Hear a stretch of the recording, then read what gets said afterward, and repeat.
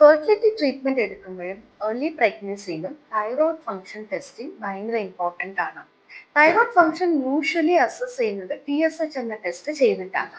TSH more than 5 ആണ് abnormal അഥവാ hypothyroidism, means ബോഡിയിൽ തൈറോയിഡിന്റെ അളവ് കുറഞ്ഞിരിക്കുന്ന condition.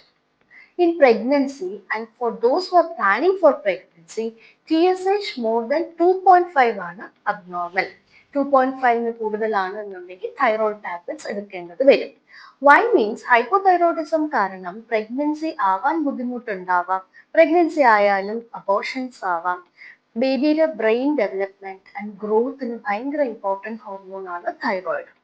So doctors thyroid tablets prescribe ചെയ്യുമ്പോൾ നോർമൽ റേഞ്ചിലാണല്ലോ എന്ന് വിചാരിച്ച് തൈറോയ്ഡ് ടാബ്ലറ്റ്സ് കഴിക്കാതെ ഇരിക്കരുത്. പ്രോപ്പർലി ട്രീറ്റ് ചെയ്യുന്നതുകൊണ്ട് ഈ കോംപ്ലിക്കേഷൻസ് ഒക്കെ ഒഴിവാക്കാൻ പറ്റും.